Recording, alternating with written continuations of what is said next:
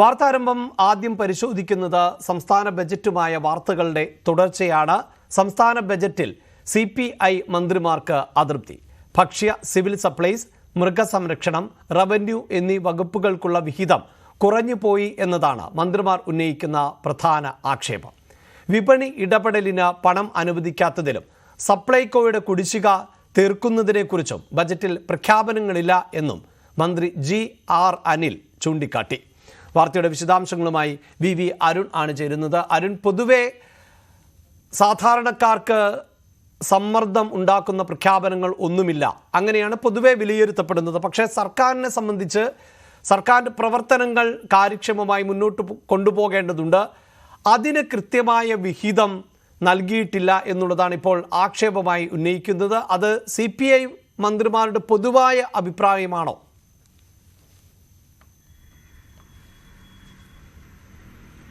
അഭിലാഷ്, 4 മന്ത്രിമാരാണ് CPIക്കുള്ളത്. അതിൽ 3 മന്ത്രിമാർക്കും ഈ ബജറ്റിൽ തങ്ങളുടെ വകുപ്പുകൾക്ക് നീക്കിവെച്ച വിഹിതത്തിൽ അതിലുണ്ടായ അവഗണനയിൽ കടുത്ത അമർഷമുണ്ട്. പക്ഷേ അവരാരും ഇതുവരെ ഇത് പരസ്യമായി പ്രകടിപ്പിക്കാൻ തയ്യാറായിട്ടില്ല. ഓരോ ഹെഡായിട്ട്, അതായത് വ്യവസായം, സ്റ്റാർട്ടപ്പ് മിഷൻ, മത്സ്യബന്ധനം, ഗ്രാമവികസനം, സഹകരണം തുടങ്ങി ഓരോ വകുപ്പുകളുടെയും കാര്യം കൃത്യമായി ഓരോ ഹെഡിൽ എടുത്തു പറഞ്ഞുകൊണ്ട് ഈ ബജറ്റിൽ ആമുഖത്തിൽ പറയുന്നു. പിന്നീട് അതിന് വിശദീകരണത്തിലേക്ക് കടക്കുന്നുണ്ട്. അതിൽ CPI വകുപ്പുകളിൽ നിന്ന് വന്നത് കൃഷി മാത്രമാണ്. P പ്രസാദിന്റെ കൃഷി വകുപ്പ് മാത്രമാണ്. അതിനാണ് ഒരു പ്രത്യേക ഹെഡിങ്ങിൽ അനുവദിച്ചുകൊണ്ട് ഇതിൽ ബജറ്റ് വിഹിതം നീക്കിവെച്ചത്. മറ്റു പ്രധാനപ്പെട്ട 3 വകുപ്പുകൾ, അത് റവന്യൂ മന്ത്രി, മന്ത്രിസഭയിലെ രണ്ടാമനാണ് അത്തരത്തിൽ, CPIയുടെ മന്ത്രിയാണ്. മുഖ്യമന്ത്രി കഴിഞ്ഞാൽ അടുത്ത രണ്ടാമത്തെ മന്ത്രി തരത്തിൽ ആ രീതിയിൽ കണക്കാക്കപ്പെടുന്ന ആളാണ് റവന്യൂ മന്ത്രി. CPIയുടെ നിയമസഭാ കക്ഷി നേതാവാണ്. റവന്യൂ മന്ത്രിയുടെ വകുപ്പിന് 2 പ്രധാനപ്പെട്ട 3 വകുപ്പുകൾ, അതിൽ കഴിഞ്ഞ തവണ അനുവദിച്ചിട്ടുള്ള 1 കോടി രൂപ കുറവാണ് ഇത്തവണ അദ്ദേഹത്തിന്റെ 3 വകുപ്പുകൾക്കുമായി, റവന്യൂവും അതുപോലെ തന്നെ ഹൗസിംഗ് ഉൾപ്പെടെയുള്ള സർവേ ഉൾപ്പെടെ വകുപ്പുകൾക്കായി കഴിഞ്ഞ തവണ അനുവദിച്ചിട്ട് 1 കോടി രൂപ കുറവാണ് ഇത്തവണ അനുവദിച്ചത്. സിവിൽ സപ്ലൈസ് വകുപ്പ്, ഭക്ഷ്യവകുപ്പ് മന്ത്രി GR അനിലിന് കടുത്ത അതൃപ്തിയുണ്ട്. അദ്ദേഹത്തിന്റെ വകുപ്പിന് ഈ സപ്ലൈകോ വലിയ പ്രതിസന്ധിയിലൂടെ കടന്നുപോകുന്നു. കർഷകരുടെ കുടിശ്ശിക കൊടുത്തു തീർക്കാനുണ്ട്. ആ വിഷയത്തിലൊക്കെ പ്രശ്നങ്ങൾ ഉള്ളപ്പോഴും, സിവിൽ സപ്ലൈസിന്റെ കുടിശ്ശിക കൊടുത്ത വിഷയങ്ങളുള്ളപ്പോഴും കൃത്യമായൊരു വിഹിതം, ഒരു തലക്കെട്ട് പോലും ഇടാതെ കാര്യമായി നൽകിയില്ല എന്ന ഒരു കടുത്ത അതൃപ്തി GR അനിലിനുണ്ട്. അതുപോലെ തന്നെയാണ് മന്ത്രി, മൃഗസംരക്ഷണ വകുപ്പ് മന്ത്രി ചിഞ്ചു റാണിക്കും. ഈ 3 മന്ത്രിമാർക്കാണ് CPI മന്ത്രിമാരിൽ കൃത്യമായ പരിഗണന ബജറ്റ് കിട്ടാതെ പോയെന്ന പരാതിയുള്ളത്, അതൃപ്തിയുള്ളത്, അമർഷമുള്ളത്. പക്ഷേ അവരാരും ഇതുവരെ ഇത് പരസ്യമായി പ്രകടിപ്പിക്കാൻ തയ്യാറായിട്ടില്ല. എന്നാൽ അങ്ങനെ ആകില്ല കാര്യങ്ങൾ. മുഖ്യമന്ത്രിയെ ഒരുപക്ഷെ നേരിട്ട് കണ്ടോ അല്ലെങ്കിൽ കത്തിലൂടെയോ ഈ മന്ത്രിമാർ തങ്ങളുടെ അതൃപ്തി മുഖ്യമന്ത്രിയും ധനമന്ത്രിയും അറിയിക്കും. ഇതുവരെ അത്തരത്തിൽ അറിയിക്കാൻ തീരുമാനമെടുത്തിട്ടുള്ള മന്ത്രിമാരോട് നമ്മൾ വ്യക്തിപരമായി സംസാരിക്കുമ്പോൾ അവർ പറയുന്നത് ഈ ബജറ്റ് ചർച്ച നടക്കാനുണ്ട്. ആ ചർച്ചയുടെ വേളയിൽ തങ്ങളുടെ വകുപ്പുകളുടെ കാര്യങ്ങൾ, അവിടെ കുറവെന്ന കാര്യം ധനമന്ത്രിയെ ബോധ്യപ്പെടുത്തും, മുഖ്യമന്ത്രിയെ ബോധ്യപ്പെടുത്തും. അങ്ങനെ കൂടുതൽ വിഹിതം വാങ്ങിയെടുക്കാമെന്ന പ്രതീക്ഷയാണ് മന്ത്രിമാർ പങ്കുവയ്ക്കുന്നത്. പക്ഷേ വസ്തുത എന്തെന്ന് വെച്ചാൽ കൃത്യമായ അതൃപ്തി, അമർഷവും ഇവർക്കുണ്ട്. അത് ഒരു മുന്നണി മര്യാദയുടെ ഭാഗമെന്ന നിലയിലോ അല്ലെങ്കിൽ മന്ത്രിസഭയുടെ കൂട്ടുത്തരവാദിത്വം എന്ന നിലയിലോ ഒക്കെ അവർ പരസ്യമായി പ്രകടിപ്പിക്കാൻ ഇതുവരെ തയ്യാറായിട്ടില്ല എന്നുള്ളതാണ്. പക്ഷേ CPI നേതൃത്വം ഈ വിഷയത്തിൽ കുറച്ചുകൂടി കടുത്ത നിലപാട് എടുത്തേക്കും. അവർ പ്രതികരണത്തിനും തയ്യാറായിരിക്കും. അപ്പോഴും അരുൺ, ഈ മുന്നണി സംവിധാനത്തിൽ നിൽക്കുന്നു. ഇന്നലെ ബജറ്റ് അവതരണത്തിന് തൊട്ടു പിന്നാലെയായിരുന്നല്ലോ പ്രതിപക്ഷ നേതാവ് മാധ്യമങ്ങളെ കണ്ടത്. പ്രതിപക്ഷം വലിയ വിമർശനമാണ് ബജറ്റുമായി ബന്ധപ്പെട്ട് ഉന്നയിക്കുന്നതെല്ലാം. സ്വാഭാവികമായും ഈ അതൃപ്തിയുണ്ട് എന്ന് പറയുമ്പോൾ പോലും അത് കാര്യമായി പ്രകടിപ്പിക്കുക, അല്ലെങ്കിൽ പ്രതിപക്ഷത്തിന് കൂടി ഒരു ആയുധമായി മാറാനുള്ള സാധ്യതയുണ്ട് എന്നത്, അതുകൊണ്ട് തന്നെ ഈ വിഷയം മറ്റൊരു തരത്തിൽ, അതായത് വലിയ പ്രതികരണങ്ങളിലേക്ക് പോകാതെ തന്നെ പരിഹരിക്കപ്പെടുവാനുള്ള സാധ്യതയല്ലേ കാണുന്നത്? അങ്ങനെ പരിഹരിക്കാനാകും. സ്വാഭാവികമായി മുഖ്യമന്ത്രിയും ധനമന്ത്രിയും ഒക്കെ ശ്രദ്ധിക്കുക. പക്ഷേ പ്രതിപക്ഷം ഇതൊരു വിഷയമായി തന്നെ ഉയർത്തിക്കൊണ്ടുവരും. പ്രതിപക്ഷത്തെ ബജറ്റ് ചർച്ചയിൽ സംസാരിക്കുന്ന ആളുകളൊക്കെ ഒരു പക്ഷേ വിഷയം സഭയിൽ ചർച്ചാവേളയിൽ ഉന്നയിക്കും. എന്നാൽ അതൊരു സാങ്കേതിക പ്രശ്നമോ അല്ലെങ്കിൽ ഇത് ബജറ്റ് അവതരിപ്പിച്ചുകൊണ്ട് തന്നെ പൂർണ്ണമാകുന്നില്ല. ബജറ്റ് ചർച്ച നടക്കാറുണ്ട്. എപ്പോഴും അത്തരത്തിൽ ഈ ബജറ്റിൽ അനുവദിക്കാത്ത വിഹിതമൊക്കെ ചർച്ചാവേളയിൽ വകുപ്പ് മന്ത്രിമാരോ അല്ലെങ്കിൽ MLA മാരോ ഒക്കെ ആവശ്യപ്പെടുമ്പോൾ സ്വാഭാവികമായും പിന്നീട് അനുവദിക്കുന്നത് കീഴ്വഴക്കമാണ്. അത്തരം കാര്യങ്ങൾ നേരത്തെയും ഉണ്ടായിട്ടുണ്ട്. അങ്ങനെ ഒരു അതിലൂടെ ഈ പ്രശ്നങ്ങൾ, ഈ 3 വകുപ്പുകളുടെയും പ്രശ്നങ്ങൾ പരിഹരിക്കാൻ ആകും സർക്കാരിൻ്റെ ശ്രമം. പക്ഷേ ഇത്തരത്തിലൊരു അതൃപ്തി അവർക്കുണ്ട് എന്നുള്ളത് വസ്തുതയാണ്. ആ രീതിയിലുള്ള പരിഗണന ഈ 3 വകുപ്പുകൾക്കും ലഭിച്ചിട്ടില്ല. കായിക ഉൾപ്പെടെ വകുപ്പുകൾ പോലും കൃത്യമായി ഓരോ തലക്കെട്ടിട്ടുകൊണ്ട് തന്നെ ഇതിൽ തുക അനുവദിക്കുമ്പോൾ അത്തരത്തിലൊരു നടപടി കൃഷി വകുപ്പിനെ മാറ്റി നിർത്തിയാൽ CPI മന്ത്രിമാരുടെ മറ്റു വകുപ്പുകൾക്കൊന്നും ലഭിച്ചില്ല എന്ന പരാതിയാണ് മന്ത്രിമാർ ഉന്നയിക്കുന്നത്. കൃഷി വകുപ്പിന് കാര്യമായി കൃത്യമായ പരിഗണന ഇതിൽ ലഭിച്ചിട്ടുമുണ്ട്. അത് വളരെ വ്യക്തമായി തന്നെ മന്ത്രിമാർ പറയുന്നു. നിരവധി പദ്ധതികൾ കൃഷിയുമായി ബന്ധപ്പെട്ട് നടത്തിയിട്ടുണ്ട്, പ്രഖ്യാപിച്ചിട്ടുണ്ട്. പക്ഷേ ഈ മറ്റു വകുപ്പുകൾക്ക് ആ രീതിയിലുള്ള പരിഗണന ലഭിച്ചില്ല. മൃഗസംരക്ഷണം ഒരു തലക്കെട്ടിൽ പറയുന്നുണ്ടെങ്കിലും മൃഗസംരക്ഷണ ക്ഷീരവികസനവും ഒക്കെ അത് കാര്യമായ പരിഗണന അവർ ഉദ്ദേശിച്ച പരിഗണന ലഭിച്ചില്ല എന്ന പരാതിയാണ് ആ വകുപ്പിന്റെ മന്ത്രിക്കും ഉള്ളത്. അതാണ് ഭക്ഷ്യ സിവിൽ സപ്ലൈസ്, മൃഗസംരക്ഷണം, റവന്യൂ ഉൾപ്പെടെയുള്ള വകുപ്പുകൾക്ക് കാര്യമായ വിഹിതം നൽകിയിട്ടില്ല എന്നാണ് CPI മന്ത്രിമാരുടെ ആക്ഷേപം. ആ ആക്ഷേപം തീർച്ചയായും അറിയിക്കുക തന്നെ ചെയ്യും. അതോടൊപ്പം ബജറ്റിന്മേലുള്ള ചർച്ച നടക്കാനിരിക്കുന്നതേയുള്ളൂ. ആ ചർച്ചയ്ക്ക് ശേഷം ആയിരിക്കും കൂടുതൽ വിഹിതം ഒക്കെ നൽകുക. അങ്ങനെ ഈ വിഷയം പരിഹരിക്കപ്പെടുവാനുള്ള സാധ്യതയാണ് കാണുന്നത്. ബജറ്റുമായി ബന്ധപ്പെട്ട് തന്നെ മറ്റു ചില റിപ്പോർട്ടുകളിലേക്കാണ്. കേന്ദ്ര വിഹിതം ലഭിച്ചാൽ ക്ഷേമ പെൻഷൻ ആനുപാതികമായി വർദ്ധിപ്പിക്കും എന്ന് ധനമന്ത്രി KN ബാലഗോപാൽ. പ്ലാൻ ബിക്കായി പ്രത്യേക കാര്യങ്ങൾ ഒന്നും ആലോചനയിൽ ഇല്ല. ബജറ്റിന്മേൽ പരസ്യ സംവാദം എന്ന പ്രതിപക്ഷ നേതാവിന്റെ വെല്ലുവിളി ഏറ്റെടുക്കുന്നു. 12-ാം തീയതി മുതൽ 3 ദിവസത്തേക്ക് സഭ ചേരുന്നത് പരസ്യ സംവാദത്തിനാണ് എന്നും KN ബാലഗോപാൽ പറഞ്ഞു. കേന്ദ്രത്തിനെതിരെ അഭിമാനം നോക്കാതെ തനിച്ചെങ്കിലും പ്രതിപക്ഷം പ്രതിഷേധിക്കണം. സുപ്രീം കോടതിയിൽ നിന്ന് നീതി ലഭിക്കുമെന്നാണ് പ്രതീക്ഷയെന്നും ധനമന്ത്രി ന്യൂസ് 18 നൽകിയ അഭിമുഖത്തിൽ വ്യക്തമാക്കി. പ്ലാൻ ബി നമുക്ക് കുറച്ചുകൂടെ ആത്മാർത്ഥമായിട്ട് ഈ പ്രശ്നങ്ങളെ പരിഹരിക്കാൻ വേണ്ടിയുള്ള ശ്രമം നടത്തണമെന്ന് മാത്രം ഇപ്പം കണ്ടാൽ മതി. അല്ലാതെ പ്ലാൻ ബി എന്ന് പറഞ്ഞൊരു പരിപാടി എഴുതി തയ്യാറാക്കി വെച്ചേക്കുന്നതല്ല ഇപ്പോൾ. കാരണം നമ്മളൊരു ഇപ്പം ഇതെല്ലാം കിട്ടി കാൽക്കുലേഷൻ വെച്ചിട്ടാണല്ലോ നമ്മൾ ചെയ്യുന്നത്. ആ കാൽക്കുലേഷൻ വന്നില്ലെങ്കിൽ എങ്ങനെയാണ് ഇതിനെ മറികടക്കാൻ പറ്റുക എന്നുള്ള കാര്യങ്ങൾ ആലോചിക്കണം. ഭരണഘടനാപരമായ പ്രൊവിഷൻസ് പ്രൊട്ടക്ട് ചെയ്യണമെന്ന് ആവശ്യപ്പെട്ടുകൊണ്ടാണ്. അതുകൊണ്ട് അനുകൂലമായ കാര്യമേ വരുള്ളൂ. അതുകൊണ്ട് ആ അനുകൂലമായ ഇത്തരം കാര്യങ്ങളിൽ കേരളം പോലെയുള്ള സംസ്ഥാനങ്ങളുടെ താല്പര്യം സംരക്ഷിക്കുന്നതിന് സഹായകരമായിരിക്കുമെന്നാണ് ഞാൻ പ്രതീക്ഷിച്ചത്. പൂർണ്ണമല്ലാത്തൊരു ബഡ്ജറ്റ് എന്ന നിലയിൽ അത് എടുക്കണ്ട. ഈ ബഡ്ജറ്റൊന്നും വേണ്ട. ഇടയ്ക്ക് നാളെ വേണേലും ഇത് കാര്യം എനിക്ക് അനൗൺസ് ചെയ്ത് ചെയ്യാവുന്നല്ലേ ഉള്ളൂ, അല്ലെങ്കിൽ ഗവൺമെന്റ് അനൗൺസ് ചെയ്ത് ചെയ്യാവുന്നുള്ളത്. പ്രശ്നം അതിന്റെ ഫണ്ട് വരുന്ന കാര്യമാണ്. ബഡ്ജറ്റിൽ തന്നെ വെച്ച് പറയണമെന്നില്ല. അപ്പൊ അതിനുള്ള സാധ്യത ഇപ്പോഴും അങ്ങനെ നിലനിൽക്കുന്നു. ഇപ്പോഴും സാധ്യത ഇപ്പോഴത്തെ സ്ഥിതിയിലെ കാര്യങ്ങൾ വളരെ കൃത്യമായിട്ട് അതിനകത്ത് സാമൂഹ്യക്ഷേമ പെൻഷനെ പറ്റി പറഞ്ഞിട്ടുണ്ട്. ഇത്രയും ഒരു നിലപാടാണ് അവരെടുക്കുന്നത്. ഞങ്ങളെ സംബന്ധിച്ച് അത് കൃത്യമായി കൊടുക്കുന്നതിന് ഒരു സ്ട്രാറ്റജി തന്നെ നമ്മൾ രൂപപ്പെടുത്തും എന്ന് പറഞ്ഞിട്ടുണ്ട്. റബ്ബറിന്റെ താങ്ങുവില 10 രൂപയാണ് സംസ്ഥാന ബജറ്റിൽ വർദ്ധിപ്പിച്ചത്. എന്നാൽ 10 രൂപ വർദ്ധിപ്പിച്ചതുകൊണ്ട് കാര്യമായ ഗുണമില്ല എന്നാണ് കർഷകർ പറയുന്നത്. 192 രൂപ ഉൽപാദന ചെലവ് ഉള്ളപ്പോഴാണ് വില 180 ഉയർത്തിയിരിക്കുന്നത്. G ശ്രീജിത്തിന്റെ report. നിലവിൽ കേരളം 170 രൂപ റബ്ബറിന് താങ്ങുവില നൽകി വരുന്നു. ഈ തുക വർദ്ധിപ്പിച്ച് 250 ഉയർത്താൻ കേന്ദ്ര സർക്കാരിന്റെ സഹായം അഭ്യർത്ഥിച്ചെങ്കിലും ഇതുവരെ ചെവിക്കൊണ്ടിട്ടില്ല. ഈ സാഹചര്യത്തിൽ സാമ്പത്തിക പരിമിതികൾക്കിടയിലും റബ്ബറിന്റെ താങ്ങുവില 180 രൂപയായി വർദ്ധിപ്പിക്കുന്നു. റബ്ബർ കർഷകരെ സംബന്ധിച്ച് ആശ്വാസം നൽകുന്നതാണോ ഈ ബജറ്റ് എന്നുള്ളതാണ് ഏറ്റവും പ്രധാനപ്പെട്ട ഒരു ചോദ്യം. 10 രൂപ താങ്ങുവില വർദ്ധിപ്പിച്ചിരിക്കുകയാണ് സംസ്ഥാന ബജറ്റിൽ. ഈ വർഷം ഇത് മുൻകാല പ്രാബല്യത്തോടെ നടപ്പിലാക്കുമോ എന്നുള്ള കാര്യത്തിലാണ് ഇപ്പോൾ സംശയം. ജൂൺ മാസം മുതലാണ് ഈ ബജറ്റിൽ നടപ്പിലാക്കേണ്ടത്. അപ്പോൾ വരുന്ന ജൂൺ മാസത്തിൽ ഇത് നടപ്പിലാക്കുമ്പോൾ ഈ വർഷം ഇത് കിട്ടാൻ സാധ്യതയില്ല. ന്യായമായി നോക്കിക്കഴിഞ്ഞാൽ ഒരു ഇപ്പോഴത്തെ രീതിയിൽ ഒരു 250 രൂപയെങ്കിലും ഈ ഒരു വർധന വലിയ പ്രയോജനം കർഷകനെ സംബന്ധിച്ച് ചെയ്യത്തില്ല. കർഷകരെ സംബന്ധിച്ച് വലിയൊരു പ്രതീക്ഷ നൽകുന്ന ഒരു വർധനവല്ല തൽക്കാലമെങ്കിലും ഇപ്പോൾ ഉണ്ടായിട്ടുള്ളത് എന്ന് തന്നെയാണ് അവർ പ്രതികരിക്കുന്നത്. കോട്ടയത്ത് നിന്ന് ജി ശ്രീജിത്ത്, ന്യൂസ് 18. കർഷകരെ പോലെ തന്നെ കയർ മേഖലയിലെ പ്രതിസന്ധി കഴിഞ്ഞ ദിവസം ന്യൂസ് 18 ബജറ്റിന് മുന്നോടിയായി തന്നെ റിപ്പോർട്ട് ചെയ്തിരുന്നു. കടുത്ത പ്രതിസന്ധി നേരിടുന്ന കയർ മേഖലയ്ക്കായി 107.64 കോടി രൂപയാണ് ഇത്തവണ ബജറ്റിൽ വകയിരുത്തിയിട്ടുള്ളത്. കയർ ഉൽപ്പന്നങ്ങളുടെ സംഭരണത്തിനായി 38 കോടി രൂപയും സഹകരണ സംഘങ്ങൾ ഉൾപ്പെടെയുള്ള പൊതുമേഖലാ സ്ഥാപനങ്ങളുടെ പുനരുജ്ജീവനത്തിന് 32 കോടിയുമാണ് മാറ്റിവെച്ചിട്ടുള്ളത്.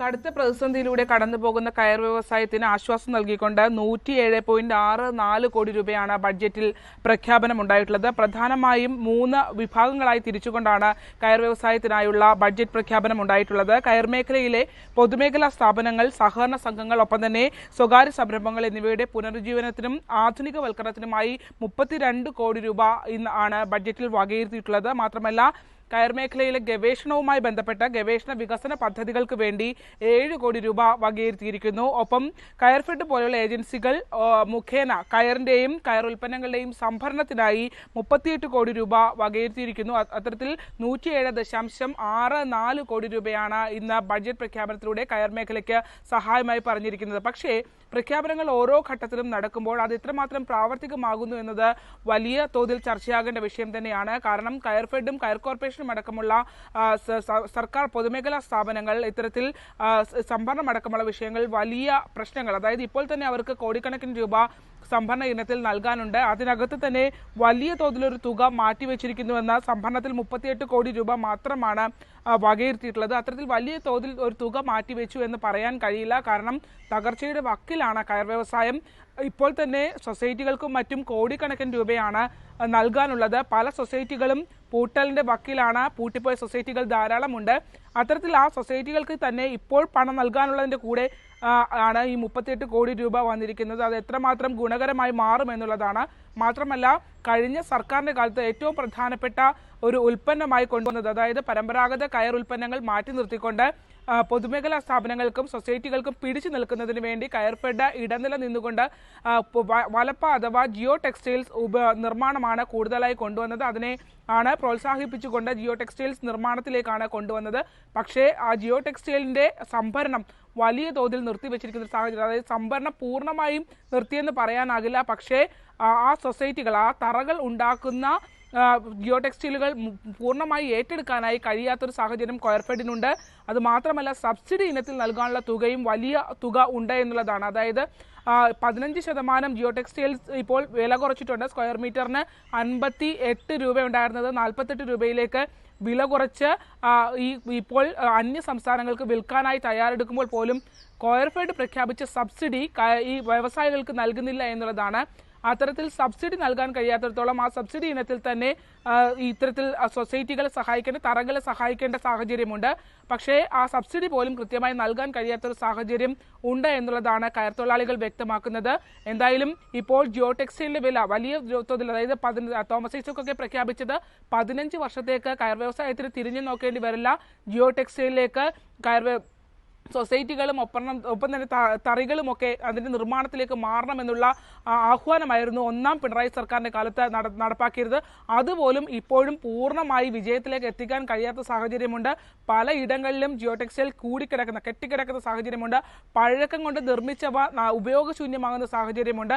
കയർഫെഡ് തന്നെ സംഭരിച്ചവ വിൽക്കാൻ കഴിയാത്ത സാഹചര്യമുണ്ട്. അത്തരത്തിൽ വലിയ പ്രതിസന്ധി ഇപ്പോൾ നിലനിൽക്കുന്നുണ്ട്. ആ പ്രതിസന്ധിയിൽ ഈ 107 കോടി രൂപ പ്രഖ്യാപിച്ച 107 കോടി രൂപ എത്രമാത്രം പ്രയോജനകരമാകും എന്നുള്ള സംശയമാണ് നിലനിൽക്കുന്നത്. അങ്ങനെ നിലനിൽക്കുമ്പോൾ പോലും ഇപ്പോൾ താൽക്കാലികമായെങ്കിലും സൊസൈറ്റികൾക്ക് പണം കൈമാറിയില്ലെങ്കിൽ ആ പണം കൈമാറാത്തത് വലിയ പ്രതിസന്ധി സൃഷ്ടിക്കും. അത്തരത്തിൽ ആശ്വാസകരമായി ബജറ്റ് പ്രഖ്യാപനത്തിലൂടെ ഉണ്ടായ തുക കൈമാറ്റം ചെയ്യപ്പെടുമോ എന്നുള്ളതാണ് പ്രധാന ചോദ്യചിഹ്നമായി നിൽക്കുന്നത്. നമുക്കറിയാം സംസ്ഥാനം കടുത്ത സാമ്പത്തിക പ്രതിസന്ധിയിലൂടെയാണ് കടന്നുപോകുന്നത്. അതുകൊണ്ട് തന്നെ പ്രഖ്യാപനങ്ങൾ എത്രമാത്രം പ്രായോഗിക തലത്തിൽ വരും എന്നുള്ളതാണ് വരും ദിവസങ്ങളിൽ നമ്മൾ നോക്കിയിരുന്ന് കാണേണ്ടത് തന്നെ. ക്യാമറമാൻ പ്രശാന്ത് മംഗലശ്ശേരിക്കൊപ്പം ആലപ്പുഴയിൽ നിന്നും ശരണ്യ സ്നേഹജൻ, ന്യൂസ് 18. ബജറ്റിന് ശേഷം വിവിധ മേഖലകളിൽ നിന്നുള്ള പ്രതികരണങ്ങളും വിലയിരുത്തലുകളുമാണ് ഇപ്പോഴും തുടർന്നുകൊണ്ടിരിക്കുന്നത്. മറ്റൊരു വാർത്തയിലേക്ക്. കേന്ദ്രവിരുദ്ധ സമരത്തിന് മുഖ്യമന്ത്രിയും മന്ത്രിമാരും ഇന്ന് ഡൽഹിയിലേക്ക് തിരിക്കും. വൈകിട്ടാണ് മുഖ്യമന്ത്രിയും മന്ത്രിമാരും ഡൽഹിക്ക് പോകുന്നത്. മറ്റന്നാളാണ് ജന്തർ മന്ദറിന് മുന്നിലെ സമരം. കേരള ഹൗസിൽ നിന്ന് പ്രകടനമായി മുഖ്യമന്ത്രിയും മന്ത്രിമാരും സമരവേദിയിലേക്ക് പോകും. അവിടെ ചേരുന്ന സമ്മേളനത്തിൽ പ്രതിപക്ഷ പാർട്ടികൾ ഭരിക്കുന്ന സംസ്ഥാനങ്ങളിലെ മുഖ്യമന്ത്രിമാരും നേതാക്കളും എത്തുമെന്ന പ്രതീക്ഷയിലാണ് സർക്കാർ. വാർത്തയുടെ വിശദാംശങ്ങളുമായി വി അരുൺ ആണ് ചേരുന്നത്. അരുൺ, ഇന്നലെ ബജറ്റ് അവതരണത്തിലടക്കം കേന്ദ്രത്തെ കുറ്റപ്പെടുത്താൻ ധനമന്ത്രിയും തയ്യാറായിരുന്നു. പിന്നീട് നമുക്ക് നൽകിയ അഭിമുഖത്തിലടക്കം ഈ ക്ഷേമ പെൻഷനുകൾ വർദ്ധിപ്പിക്കണമെങ്കിൽ കേന്ദ്രവിഹിതം കൂടുതൽ ലഭിക്കണം എന്ന നിലപാട് ധനമന്ത്രി ആവർത്തിക്കുകയും ചെയ്തു. ഇന്ന് എപ്പോഴാണ് ഈ സംഘം, മന്ത്രിമാരുടെ സംഘം പോകുന്നത്? എന്താണ് മറ്റു വിവരങ്ങൾ?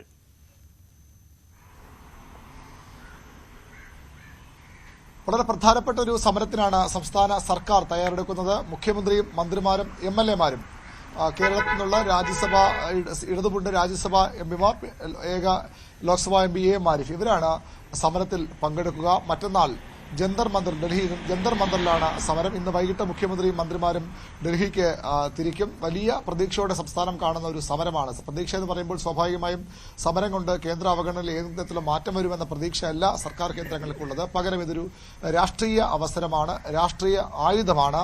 സംസ്ഥാനത്തെ ഇങ്ങനെ നിരന്തരം ബുദ്ധിമുട്ടിക്കുന്ന കേന്ദ്രം സംസ്ഥാനത്തിന്റെ അവകാശങ്ങൾ പോലും കവർന്നെടുക്കുന്നു എന്ന ആരോപണം. അങ്ങനെ ഒരു സമരം നടത്തുമ്പോൾ അത് ദേശീയ തലത്തിൽ ശ്രദ്ധയാകർഷിക്കും. പ്രത്യേകിച്ചും ഇന്ത്യ മുന്നണിയുടെ രൂപീകരണം, ഇന്ത്യ മുന്നണിയുമായി ബന്ധപ്പെട്ട ചർച്ചകൾ, ലോക്സഭാ തെരഞ്ഞെടുപ്പിൽ BJPക്കെതിരെ അത്തരത്തിലുള്ള പാർട്ടികളുടെ ഒരു ഏകോപനം അങ്ങനെ നടക്കുമ്പോൾ ആ വിഷയം ഉയർത്തിക്കാട്ടി ഒരു വലിയ സമരത്തിന് സർക്കാർ തയ്യാറെടുക്കുമ്പോൾ അത് കേരളത്തിന് മാത്രം വിഷയമല്ല. പ്രതിപക്ഷം ഭരിക്കുന്ന സംസ്ഥാനങ്ങൾ, BJP ഭരിക്കാത്ത സംസ്ഥാനങ്ങൾക്കൊക്കെ ഇതേ അവഗണനയുണ്ട്, ഈ പ്രശ്നങ്ങളുണ്ട്, ഗവർണർമാരിൽ നിന്നുള്ള ശല്യമുണ്ട്. അത് ദേശീയതലത്തിൽ ഒരു വലിയ ക്യാമ്പയിനേക്ക് മാറ്റുക എന്ന നടപടിക്രമങ്ങളുടെ ഭാഗമാണ്. CPMന്റെ കേന്ദ്ര കമ്മിറ്റി കൂടി അത് ആദ്യം ഏറ്റെടുക്കണമെന്ന നിർദ്ദേശം നൽകിയിരുന്നു. അതിന്റെ ഭാഗമായാണ് ഈ സമരത്തിന് മുഖ്യമന്ത്രിയും മന്ത്രിമാരും ഡൽഹിക്ക് പോകുന്നത്. നേരത്തെ VS സർക്കാരിന്റെ കാലത്ത് 2008 ഇത്തരത്തിലൊരു സമരം ഡൽഹിയിൽ നടന്നിരുന്നു. അന്ന് മൻമോഹൻ സിംഗ് സർക്കാരാണ് കേന്ദ്രം ഭരിച്ചിരുന്നത്. ഇപ്പോൾ BJP സർക്കാർ ഭരിക്കുമ്പോൾ സംസ്ഥാനത്തെ പ്രതിപക്ഷമായ കോൺഗ്രസിനെയും പലതവണ മുഖ്യമന്ത്രി നേരിട്ടും അല്ലാതെ മന്ത്രിമാർ ഇന്നലെ ബജറ്റ് പ്രസംഗത്തിൽ പോലും അത്തരത്തിൽ ക്ഷണം കോൺഗ്രസ് നൽകുന്നുണ്ട്, അവർ പങ്കെടുക്കണം. എന്നാൽ കോൺഗ്രസ് നേതൃത്വം അത് നിരസിക്കുകയാണ്. സാമ്പത്തിക പ്രശ്നങ്ങൾ കാരണം കേന്ദ്ര നടപടികൾ മാത്രമല്ല സംസ്ഥാനത്തെ ദുർവ്യയവും സംസ്ഥാനത്തിന്റെ തെറ്റായ ധന മാനേജ്മെന്റുമാണെന്ന അഭിപ്രായമാണ് പ്രതിപക്ഷത്തിനുള്ളത്. അതുകൊണ്ട് തന്നെ ആ രീതിയിൽ പ്രതിപക്ഷം ഈ സമരത്തിൽ പങ്കെടുക്കുന്നില്ല. പക്ഷേ അങ്ങനെ പ്രതിപക്ഷം മാറി നിൽക്കുമ്പോഴാണ് സംസ്ഥാന വിത്ത് സമരം പ്രഖ്യാപിച്ചതിന് തൊട്ട് പിന്നാലെ കോൺഗ്രസ് ഭരിക്കുന്ന കർണാടക സർക്കാർ കേന്ദ്രവിരുദ്ധ സമരത്തിൽ ഡൽഹിയിലെത്തുന്നത്. നാളെയാണ് അവരുടെ സമരം. ആ ഒരു രാഷ്ട്രീയ സാഹചര്യം കൂടി ഇപ്പോൾ സർക്കാർ ഇടതുമുന്നണി ചൂണ്ടിക്കാട്ടുന്നുണ്ട്. അങ്ങനെ കോൺഗ്രസ് ഭരിക്കുന്ന കർണാടക സർക്കാരും സമരം ചെയ്യുമ്പോൾ കേരളത്തിലെ ജനങ്ങളുടെ പ്രശ്നം, ഈ പ്രശ്നം ഇടതുമുന്നണിയുടെയോ അല്ലെങ്കിൽ ഭരണ കക്ഷിയുടെ മാത്രം പ്രശ്നമല്ല. അരുൺ, ഈ സമരത്തിന് നേരത്തെ ആഹ്വാനം നൽകുമ്പോൾ അല്ലെങ്കിൽ തയ്യാറെടുക്കുമ്പോൾ മറ്റ് സംസ്ഥാനങ്ങളിലെ BJP ഇതര മുഖ്യമന്ത്രിമാരുടെ പിന്തുണ ലഭിച്ചേക്കും, അവരുടെ പങ്കാളിത്തം കൂടി ഉണ്ടാകും എന്ന് കണക്ക് കൂട്ടിയിരുന്നല്ലോ. ഇപ്പോൾ ഡൽഹിയിലാണ് സമരം നടത്തുന്നത്, അവിടെ AAP ആണ് ഭരണത്തിലിരിക്കുന്നത്. അവിടെയും സംസ്ഥാന സർക്കാരുമായി കേന്ദ്രം വലിയ തോതിലുള്ള ഏറ്റുമുട്ടൽ നടത്തിക്കൊണ്ടിരിക്കുന്ന ഒരു സാഹചര്യമുണ്ട്. അല്ലെങ്കിൽ പശ്ചിമ ബംഗാൾ, കർണാടകം പോലെയുള്ള സംസ്ഥാനങ്ങൾ. ഇവിടെ ഇപ്പോൾ സൂചിപ്പിക്കുന്നത് പോലെ പ്രതിപക്ഷം ആവർത്തിച്ച് പറയുന്നത് കേരളത്തിലെ ധനപ്രതിസന്ധിക്ക് കാരണം കേന്ദ്രം മാത്രമല്ല സംസ്ഥാന സർക്കാർ കൂടിയാണ്, അതുകൊണ്ട് കൈകോർത്തൊരു പോരാട്ടത്തിനില്ല എന്ന് പറയുന്നു. അതേസമയം തന്നെയാണ് അരുൺ സൂചിപ്പിച്ച കർണാടകം പ്രതിഷേധത്തിന് തയ്യാറെടുക്കുന്നത്. നാളെ പ്രതിഷേധം നടക്കുന്നു. ഈ പ്രതിഷേധ വേദിയും സർക്കാർ കേരളത്തിലെ പ്രതിപക്ഷത്തിന് എതിരായ രാഷ്ട്രീയ വേദി കൂടിയാക്കി മാറ്റുമെന്ന സാധ്യത മുന്നിലുണ്ടോ? സ്വാഭാവികമായി മാറും. അവിടെ കേന്ദ്ര സർക്കാരിന് തന്നെയാകും പ്രധാനപ്പെട്ട ആരോപണ ശരങ്ങളും വിമർശനവും ഒക്കെ. പക്ഷേ കേന്ദ്രത്തിനെതിരെ ഇത്തരത്തിൽ യോജിച്ച പോരാട്ടത്തിന് ഇതൊരു രാഷ്ട്രീയ വിഷയമല്ല, പകരം അല്ലെങ്കിൽ ഒരു മുന്നണിയുടെ ഒരു കക്ഷി രാഷ്ട്രീയ വിഷയമല്ല. അതിനപ്പുറത്തേക്ക് സംസ്ഥാനത്തെ ഇത്തരത്തിൽ ബുദ്ധിമുട്ടിക്കുന്ന കേന്ദ്രത്തിനെതിരെ യോജിച്ച് നീങ്ങേണ്ടവരാണ് സംസ്ഥാനത്തെ ജനങ്ങൾ ഒന്നാകെ. അതായത് BJP വിരുദ്ധ BJP എതിരെ ആളുകളെല്ലാം ഒന്നിച്ചു നിൽക്കണം. അവിടെ പ്രതിപക്ഷവും സംസ്ഥാനത്തിനൊപ്പം കൈകോർക്കണമെന്ന നിലപാടാണ് സർക്കാരിനുള്ളത്. സ്വാഭാവികമായും അതിന് പ്രതിപക്ഷം തയ്യാറാകാത്ത സാഹചര്യത്തിൽ വലിയ വിമർശനങ്ങൾ പ്രതിപക്ഷത്തിനെതിരെയും ഉയർന്നു വരുമെന്ന് ഉറപ്പാണ്. മാത്രവുമല്ല കോൺഗ്രസ് ഭരിക്കുന്ന സംസ്ഥാനങ്ങളിലെ മുഖ്യമന്ത്രിമാരെയും ഇതിൽ ക്ഷണിച്ചിട്ടുണ്ട്. അവർ ആരെങ്കിലുമൊക്കെ പങ്കെടുക്കും, അല്ലെങ്കിൽ ആ സംസ്ഥാനത്തിന്റെ പ്രതിനിധികൾ രാഷ്ട്രീയ നേതൃത്വമോ അല്ലെങ്കിൽ ഭരണ നേതൃത്വമോ എത്തുമെന്ന പ്രതീക്ഷ കൂടി പ്രത്യേകിച്ച് തമിഴ്നാട്ടിൽ നിന്നും കർണാടകത്തിൽ നിന്നും പഞ്ചാബിൽ നിന്നും അടക്കം അത്തരത്തിലുള്ള അവിടുത്തെ രാഷ്ട്രീയ പാർട്ടി പ്രതിനിധികളോ അല്ലെങ്കിൽ സർക്കാരിന്റെ ഭാഗമായുള്ളവരോ എത്തുമെന്ന പ്രതീക്ഷ CPM കേന്ദ്രങ്ങൾ പങ്കുവയ്ക്കുന്നുണ്ട്, സർക്കാർ കേന്ദ്രങ്ങൾ പങ്കുവയ്ക്കുന്നുണ്ട്. അതിന്റെ ഭാഗമായുള്ള ഒരുക്കങ്ങളും നടക്കുന്നുണ്ട്. മുഖ്യമന്ത്രി നേരിട്ടും മന്ത്രിമാർ നേരിട്ടുമൊക്കെ ഈ പല സംസ്ഥാനങ്ങളിലും എത്തി അവിടുത്തെ നേതാക്കളെ ഈ സമരത്തിന്റെ ഭാഗമായുള്ള സമ്മേളനത്തിലാണ് സമരം. മുഖ്യമന്ത്രിയും മന്ത്രിമാരും MLA-മാരും സമരം നടത്തുന്നു. അതിന്റെ ഭാഗമായി ഒരു സമ്മേളനം ചേരുന്നുണ്ട്. ആ സമ്മേളനത്തിലേക്കാണ് ഈ നേതാക്കളെ സർക്കാർ ക്ഷണിച്ചിട്ടുള്ളത്. അവർ എത്തുമെന്ന പ്രതീക്ഷ തന്നെയാണുള്ളത്. അങ്ങനെ ആരെങ്കിലും കോൺഗ്രസ് ഭരിക്കുന്ന സംസ്ഥാനങ്ങളുടെ പ്രാതിനിധ്യമായി ആരെങ്കിലും എത്തിയാൽ പോലും അത് ഇവിടുത്തെ കോൺഗ്രസിന് വലിയ തിരിച്ചടിയാണ്. അതുകൊണ്ട് തന്നെ ആ രീതിയിൽ അവരെ എത്തിക്കാനുള്ള ശ്രമം സംസ്ഥാന സർക്കാർ നടത്തുന്നുമുണ്ട്. കേന്ദ്ര സർക്കാരിന്റെ കടുത്ത അവഗണന എന്ന ആരോപണത്തിൽ ഉറച്ചു നിൽക്കുകയാണ് സർക്കാർ. അതിന്റെ അടിസ്ഥാനത്തിൽ കൂടിയാണ് കേന്ദ്രത്തിനെതിരെ സംസ്ഥാന സർക്കാർ പ്രതിഷേധവുമായി ഡൽഹിയിലേക്ക് എത്തുന്നത്. ഇന്ന് വൈകിട്ട് മുഖ്യമന്ത്രിയും മന്ത്രിമാരും ഉൾപ്പെടെയുള്ള സംഘം ഡൽഹിക്ക് തിരിക്കും. മറ്റൊരു രാഷ്ട്രീയ വാർത്തയിലേക്ക് പോകുമ്പോൾ 3ാം സീറ്റ് എന്ന ആവശ്യത്തിൽ ഉറച്ച് മുസ്ലിം ലീഗ്. ഇന്നലെ ചേർന്ന UDF ഏകോപന സമിതി യോഗത്തിൽ ഈ ആവശ്യം മുസ്ലിം ലീഗ് മുന്നോട്ട് വെച്ചു. എന്നാൽ ആവശ്യത്തിൽ ഇനിയും തീരുമാനം കൈക്കൊള്ളാൻ മുന്നണി നേതൃത്വത്തിന് സാധിച്ചിട്ടില്ല. ഈ മാസം 14 ചേരുന്ന നേതൃയോഗത്തിൽ സമവായമുണ്ടാക്കാനാണ് ശ്രമം. വാർത്തയുടെ വിശദാംശങ്ങളുമായി CV അനുമോദാണ് ചേരുന്നത്. അനുമോദ്, ഒരു ഫോർമുലയിലേക്ക് ഇതുവരെയും എത്തിയിട്ടില്ല. ചർച്ചകൾ എങ്ങനെയാണ് പുരോഗമിക്കുന്നത്?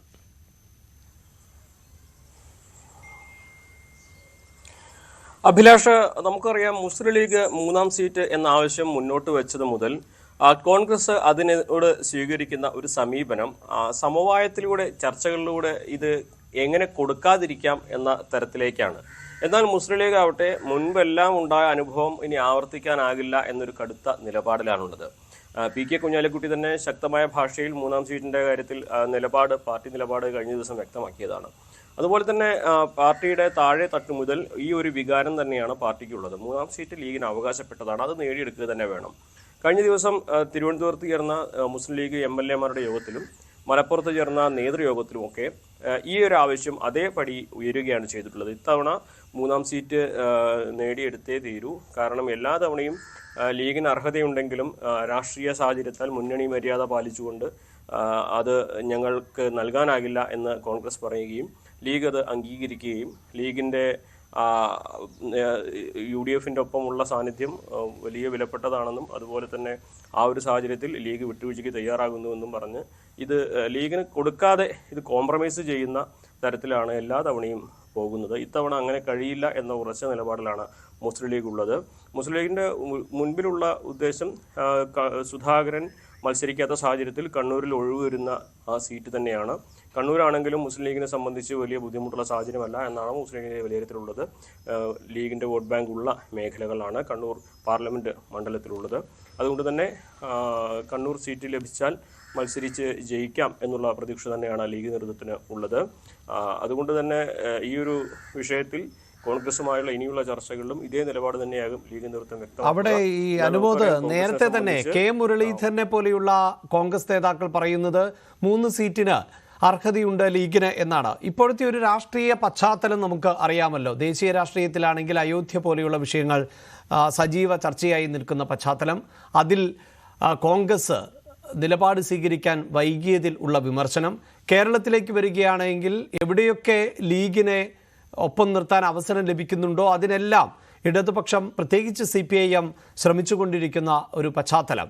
അതുകൊണ്ട് തന്നെ ലീഗിന് കൂടുതൽ സമ്മർദ്ദം ചെലുത്താൻ, മുന്നണിക്കുള്ളിൽ തന്നെ കൂടുതൽ സമ്മർദ്ദം ചെലുത്താൻ പറ്റുന്ന ഒരു രാഷ്ട്രീയ സാഹചര്യം ഇപ്പോഴില്ലേ? അത് ആ ഒരു പ്രതിസന്ധിയെ കോൺഗ്രസിനെ എങ്ങനെയാണ് മറികടക്കാൻ സാധിക്കുക?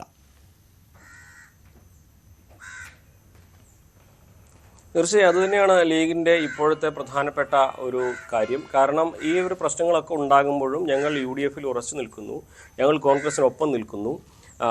ഈ രാമക്ഷേത്രം പോലെ വൈകാരികമായ ഒരു വിഷയം വന്നിട്ട് പോലും ഞങ്ങൾ കോൺഗ്രസിനെ സമ്മർദ്ദത്തിലാക്കുന്ന നിലപാടിലേക്ക് പോയിട്ടില്ല, അത്തരത്തിൽ പരസ്യമായൊരു കാര്യത്തിലേക്ക് ചെന്നിട്ടില്ല. പക്ഷേ ഞങ്ങൾ ഇത്രയും എല്ലാം സഹിച്ച് ചെയ്യുമ്പോൾ കോൺഗ്രസ് ഈ വിട്ടുവീഴ്ച ചെയ്തേ പറ്റൂ എന്ന ഒരു ശക്തമായ നിലപാട്. മുൻപൊക്കെ ഈ ഒരു സാഹചര്യത്തിൽ ഇത്രമാത്രം ലീഗിന് കോൺഗ്രസിനെ സമ്മർദ്ദത്തിലാക്കാവുന്ന സാഹചര്യങ്ങൾ ഉണ്ടാകുമായിരുന്നില്ല. മുൻപ് ഇടതുപക്ഷം ലീഗിനോട് ഇത്ര അടുപ്പം കാണിക്കുകയും അവരുടെ കൂടെ ഞങ്ങളുടെ കൂട്ടത്തിലേക്ക് വന്നാൽ നന്നാകുമെന്ന് പറയാതെ പറയുന്ന ഒരു സാഹചര്യമൊന്നും മുൻപ് കഴിഞ്ഞ പാർലമെൻറ്റ് തിരഞ്ഞെടുപ്പിൽ ഉണ്ടായിട്ടില്ല, നിയമസഭാ തെരഞ്ഞെടുപ്പിലും ഉണ്ടായിട്ടില്ല. ആ ഒരു സാഹചര്യത്തിൽ വലിയ മാറ്റം ഉണ്ടായിട്ടുണ്ട്. ഇടതുപക്ഷത്തിന് സമീപനം മാറുന്നതാണ് ലീഗിനെ സംബന്ധിച്ച് കോൺഗ്രസിന് മുൻപിൽ വെക്കാൻ കഴിയുന്ന ഏറ്റവും വലിയ സമ്മർദ്ദതന്ത്രം. ആ തരത്തിലേക്ക് തന്നെയാണ് ലീഗിൻ്റെ ശ്രമങ്ങൾ ഉള്ളത്. ഒപ്പം തന്നെ രാമക്ഷേത്ര വിഷയത്തിലാകട്ടെ മറ്റ് സമീപകാല സംഭവവികാസങ്ങളിലാകട്ടെ കോൺഗ്രസിനെ ഞങ്ങൾ ഒരിക്കലും മുന്നണി മര്യാദകൾ പാലിച്ചുകൊണ്ട് കൂടുതൽ സമ്മർദ്ദപ്പെടുത്തിയിട്ടില്ല, ഞങ്ങൾ വിട്ടുവീഴ്ച ചെയ്യുന്നുണ്ട് എന്ന കാര്യം പറയാതെ പറയുകയും, എന്നാൽ ഞങ്ങൾക്ക് ഇത്രയും ശക്തിയുള്ള ഞങ്ങൾക്ക് 3ാം സീറ്റ് എന്നത് തരേണ്ടത് മുന്നണിയുടെ ഒരു മര്യാദയാണ്. പ്രത്യേകിച്ച് കേരള കോൺഗ്രസിന് കോട്ടയം സീറ്റ് കൊടുക്കുന്നൊരു സാഹചര്യം കൂടി വരുന്നുണ്ട് ഇതിൽ. അത്തരത്തിൽ ഞങ്ങൾക്കത് സ്വാഭാവികമായിട്ട് ലഭിക്കേണ്ടതാണ് എന്ന ഒരു തരത്തിലേക്ക് തന്നെയാണ് ലീഗ് ഈ ഒരു ചർച്ചകളിൽ നിലപാട് സ്വീകരിച്ചിട്ടുള്ളത്. ലീഗിനുള്ളിൽ തന്നെ ഇക്കാര്യത്തിൽ ഒറ്റക്കെട്ടായിട്ടുള്ള അഭിപ്രായമാണ് എല്ലാവർക്കും എന്നുള്ളതാണ് അതിൽ ഏറ്റവും ശ്രദ്ധേയമായ കാര്യം. മുൻപൊക്കെ വിട്ടുവീഴ്ചയ്ക്ക് പലരും അത്തരത്തിൽ സഹകരിച്ചു പോകാം, വിട്ടുവീഴ്ച ചെയ്യാവുന്ന നിലപാട് സ്വീകരിച്ചിട്ടുണ്ടെങ്കിൽ ഇത്തവണ ലീഗിൻ്റെ താഴെ തട്ട് മുതൽ മുകൾ തട്ട് വരെ ഒരേ നിലപാട് തന്നെയാണ് ഉള്ളത് എന്ന തരത്തിലാണ് കാര്യങ്ങളുള്ളത്. അതുകൊണ്ട് തന്നെ സമവായ ചർച്ചകൾ, സീറ്റ് വിഭജനം, UDF-നെ സംബന്ധിച്ച് ലീഗിൻ്റെ കാര്യത്തിൽ അല്പം തലവേദന ഉണ്ടാക്കുന്നത് തന്നെയാകും. 3-ാം സീറ്റ് എന്ന ആവശ്യത്തിൽ നിന്ന് ലീഗ് പിന്നോക്കം പോവില്ല എന്ന് തന്നെയാണ് സൂചന. ഇതിനെങ്ങനെ കോൺഗ്രസ് മറികടക്കും, ഏത് തരത്തിലായിരിക്കും ഈ ഒരു സെറ്റിൽമെന്റ് ഫോർമുല കോൺഗ്രസ് ഇവർക്ക് മുമ്പിൽ വയ്ക്കുക എന്നതാണ് ഇനിയുള്ള ദിവസങ്ങളിൽ കണ്ടറിയേണ്ടത്. ലോക്സഭാ തെരഞ്ഞെടുപ്പിൽ കേരളത്തിൽ 3 സീറ്റ് എന്ന അവകാശവാദവുമായി ഉറച്ചു നിൽക്കുകയാണ് മുസ്ലിം ലീഗ്. പ്രത്യേകിച്ച് കണ്ണൂരിൽ കെ സുധാകരൻ മത്സരത്തിനില്ല എന്ന് വ്യക്തമാക്കിയ പശ്ചാത്തലത്തിൽ കണ്ണൂരിൽ മത്സരിക്കാനും ഒരുക്കമാണ് എന്നുള്ളതാണ്. മറ്റൊരു സ്ഥാനാർത്ഥി മാറ്റം ഉണ്ടാകാൻ സാധ്യതയുള്ളത് ആലപ്പുഴയിൽ എന്നാണ് പൊതുവെ വിലയിരുത്തപ്പെടുന്നത്. മറ്റു മണ്ഡലങ്ങളിലൊന്നും കാര്യമായ മാറ്റം കോൺഗ്രസ് സ്ഥാനാർത്ഥികൾ ഉണ്ടാകില്ല എന്നുകൂടി വിലയിരുത്തപ്പെടുന്ന ഒരു സാഹചര്യത്തിൽ ആണ് ലീഗ് നിലപാട് ശക്തമായി തന്നെ മുന്നോട്ട് കൊണ്ടുപോകുന്നത്. അതോടൊപ്പം തന്നെ രാഷ്ട്രീയ വാർത്തയോട് ചേർത്ത് വയ്ക്കാവുന്ന മറ്റൊന്ന്, കേരള നിയമസഭാ തെരഞ്ഞെടുപ്പിൽ വിജയിയുടെ പാർട്ടിയും മത്സരിച്ചേക്കും എന്നുള്ളതാണ്. തമിഴക വെട്രി കഴകം കേരളത്തിലും പ്രവർത്തനം തുടങ്ങിക്കഴിഞ്ഞു. തമിഴ്നാടും കേരളവും വിജയിക്ക് 2 കണ്ണുകൾ പോലെ എന്നാണ് കേരള കോർഡിനേറ്റർ സജി ന്യൂസ് 18നോട് പറഞ്ഞത്. അപ്പോൾ കേരളത്തിൽ മക്കളെയൊക്കെയായിട്ട് കിട്ടുന്ന എല്ലാ ഉപകാരവും ജനങ്ങൾക്ക് നമ്മൾ കൊടുക്കും. ഡിസ്ട്രിക്ട് ലീഡേഴ്സ് എല്ലാ ഡിസ്ട്രിക്റ്റിലും അത് കണ്ടിന്യൂ ആകുന്നുണ്ട്. മക്കളെയൊക്കെ അപ്പോൾ മക്കളെയൊക്കെയായിട്ടുള്ള എല്ലാ ഹെൽപ്പും കാര്യങ്ങളും ഉണ്ടാകും. അതായത് അങ്ങ് പറയുന്നത് ഫാൻസിൻ്റെ പ്രവർത്തനം നേരത്തെ ഉള്ളതുപോലെ തന്നെ അങ്ങനെ രസികർ മണ്ഡലം എന്നൊക്കെ പറയുന്നത് പോലെ മക്കളേക്കം അതിൻ്റെ പ്രവർത്തനം തുടരും. അങ്ങനെ അതിനോടൊപ്പം തന്നെ സമാന്തരമായും ഈ പാർട്ടിയുടെ പ്രവർത്തനം, അതിൻ്റെ ഒരു സാമൂഹ്യ സേവനം അതും ഉണ്ടാകുന്നു. തമിഴ്നാടും കേരളവും സാറിൻ്റെ 2 കണ്ണായിട്ട് തന്നെ സാർ കാണുന്നുണ്ട്. തിരഞ്ഞെടുപ്പിലേക്ക് വരുമോ? കേരളത്തിലെ ലോക്കൽ ബോഡിയിലോ അല്ലെങ്കിൽ അസംബ്ലി തിരഞ്ഞെടുപ്പിലോ ഒക്കെ? വൺ ആൻഡ് ഓൺലി സാറിൻ്റെ ഡിസിഷൻ മാത്രമേ ഉള്ളൂ. അത് ഞങ്ങൾക്ക് തീരുമാനം ഒന്നും പറയാൻ പറ്റത്തില്ല. സാർ എന്തായാലും ജനങ്ങളുടെ ഇത് കുറിച്ച് നല്ല ഒരു തീരുമാനം എടുക്കുമെന്ന് പറഞ്ഞ് നമ്മൾ വിശ്വസിക്കുന്നുണ്ട്.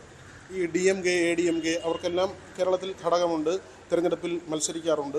അതുകൊണ്ട് തന്നെ വിജയുടെ ഒരു പാർട്ടി വരുമ്പോൾ ഇവിടെയുള്ള ആളുകൾ പ്രതീക്ഷിക്കുന്നുണ്ട് അങ്ങനെ ഒരു വലിയ പാർട്ടിയായി. അതിപ്പോൾ ഉണ്ടായിരുന്ന നല്ലത് തന്നെ, അത് തന്നെ ഞാൻ പറയും. ഉണ്ടായിരിക്കും സാർ നല്ല തീരുമാനം എടുക്കുമെന്ന് പറഞ്ഞ് നമ്മൾ വിശ്വസിക്കുന്നുണ്ട്. നല്ല തീരുമാനം എത്തിയാൽ അത് നമുക്ക് സന്തോഷം തന്നെ. എപ്പോഴും പോലെ നല്ല സ്പീഡായിട്ട് ജനങ്ങൾക്ക് നമുക്ക് ചെയ്യാൻ പറ്റും. വാർത്താരംഭം തുടരും ഇടവേളയ്ക്ക് ശേഷം.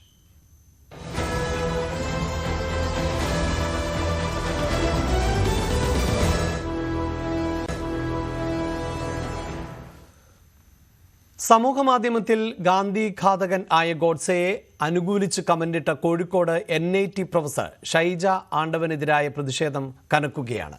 അധ്യാപികയ്ക്ക് എതിരെ പോലീസ് അന്വേഷണവും ആരംഭിച്ചിട്ടുണ്ട്. വിവരങ്ങളുമായി MS അനീഷ് കുമാർ ചേരുന്നുണ്ട്. അനീഷ്, വിദ്യാർത്ഥി സംഘടനകളുടെ പ്രതിഷേധം തുടർന്നുകൊണ്ടിരിക്കുകയാണല്ലോ. ഇന്നും അത്തരത്തിൽ പ്രതിഷേധങ്ങളുണ്ടോ? എന്താണ് മറ്റു വിവരങ്ങൾ?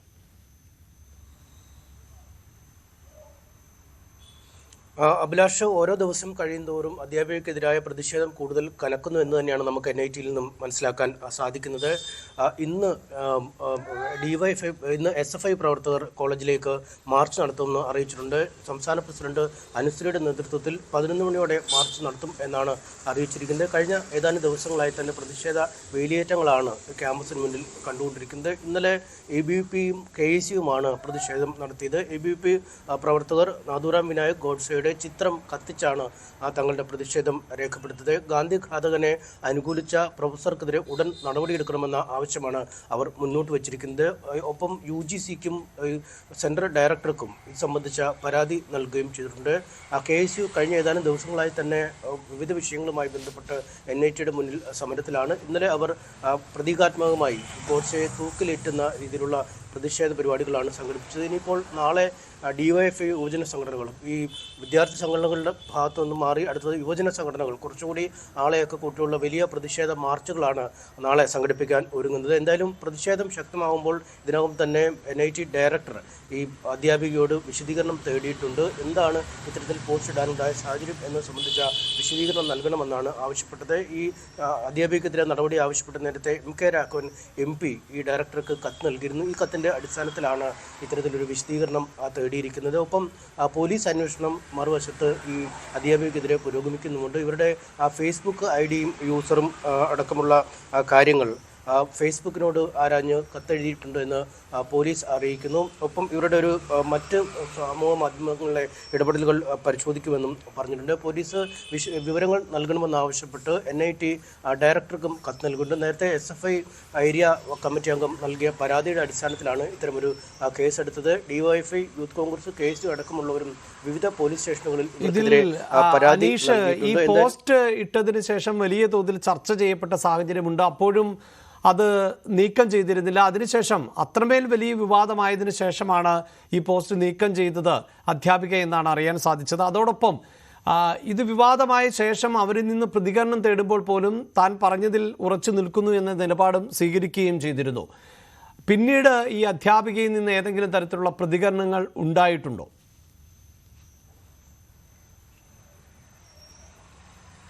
തീർച്ചയായും ഇല്ല. ഗാന്ധിജിയുടെ രക്തസാക്ഷി ദിനത്തിൽ ഹിന്ദു മഹാസഭ പ്രവർത്തകനായ നാഥുറാം വിനായക് ഗോഡ്സെ, ഭാരതത്തിലെ ഒരുപാട് പേരുടെ ഹീറോ എന്ന പേരിലാണ് അഡ്വക്കേറ്റ് കൃഷ്ണരാജ് ഒരു പോസ്റ്റ് ഇട്ടത്. അതിനിടയിലാണ് ഗോഡ്സെ ഇന്ത്യയെ രക്ഷിച്ചതിൽ അഭിമാനമുണ്ട് എന്ന് കമന്റ് ഇട്ടത്. സ്വാഭാവികമായും NITയിലെ ഒരു അധ്യാപിക ആയതുകൊണ്ട് തന്നെ വലിയ പ്രതിഷേധം അല്ലെങ്കിൽ വിമർശനം സമൂഹ മാധ്യമങ്ങളിൽ തന്നെ ഉയർന്നെങ്കിലും ആദ്യഘട്ടത്തിൽ അവർ ആ പോസ്റ്റ് അല്ലെങ്കിൽ കമന്റ് ഡിലീറ്റ് ചെയ്യുന്നതിന് തയ്യാറായില്ല. പിന്നീട് വലിയ വിവാദമായി മാറിയതോടെയാണ് അവർ ഈ കമന്റ് ഡിലീറ്റ് ചെയ്തത്. പ്രതികരണം ആരാഞ്ഞ് നമ്മളൊക്കെ വിളിക്കുമ്പോഴും അവർക്ക് പരസ്യമായൊരു പ്രതികരണത്തിനില്ല എന്ന് പറയുന്നു. ഫോണിൽ ചിലരോട് സംസാരിച്ചപ്പോൾ താൻ തൻ്റെ ഇതിൽ ഉറച്ചു നിൽക്കുന്നു. അതായത് ഗോഡ്സെ ഗാന്ധി വധം ഉദ്ദേശിച്ചല്ല താൻ പറഞ്ഞിരിക്കുന്നത്.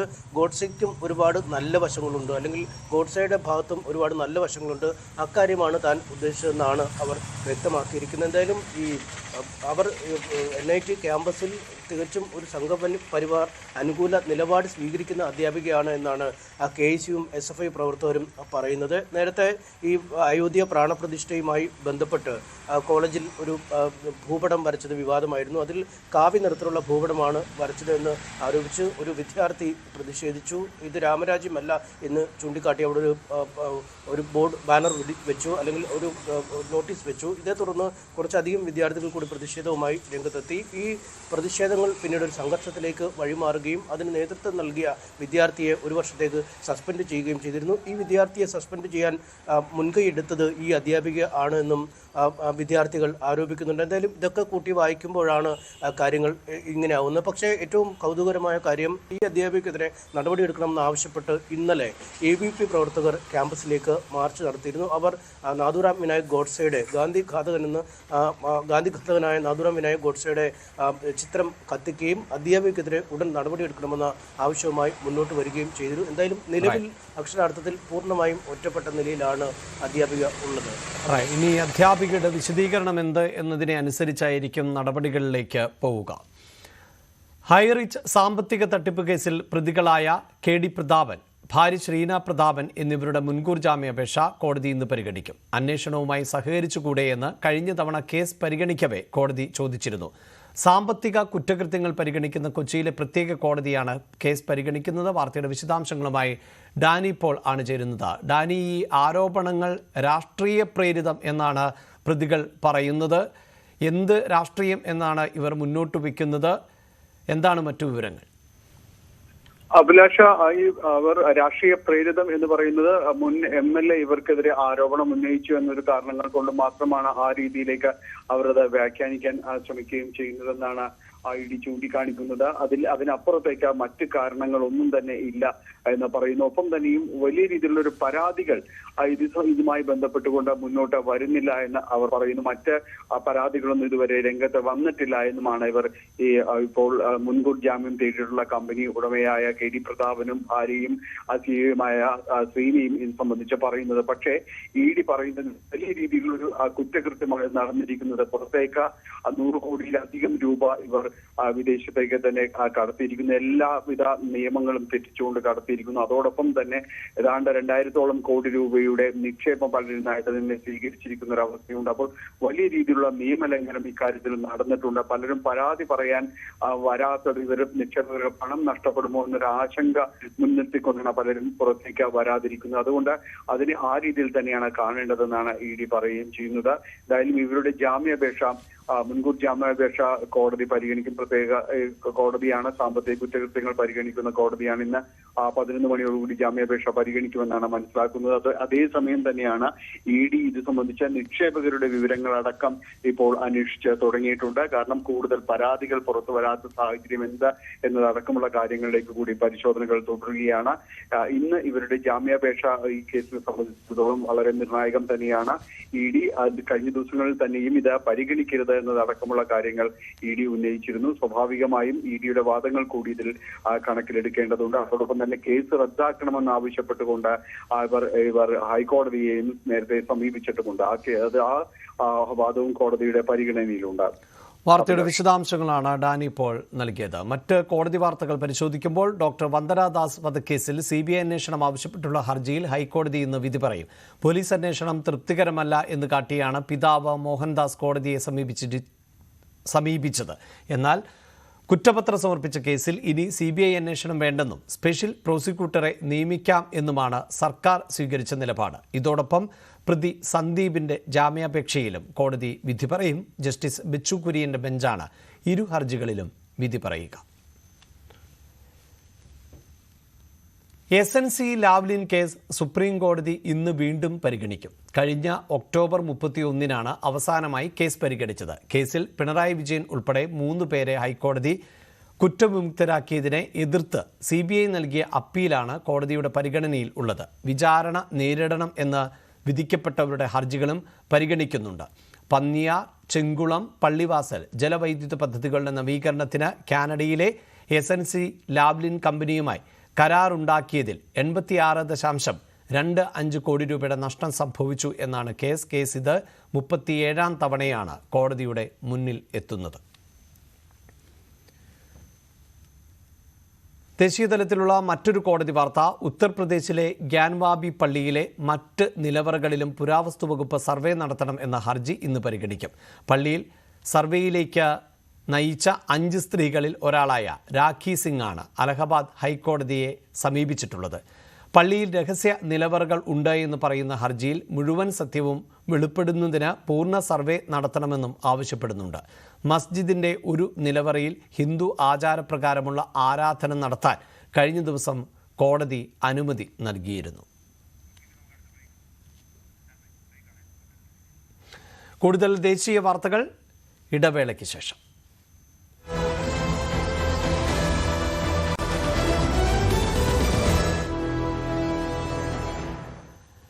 വാർത്താരംഭം കൂടുതൽ ദേശീയ വാർത്തകളാണ് പരിശോധിച്ചുകൊണ്ടിരിക്കുന്നത്. ഉത്തരാഖണ്ഡ് ഏക സിവിൽ കോഡിലേക്ക് ബിൽ ഇന്ന് നിയമസഭയിൽ അവതരിപ്പിക്കും.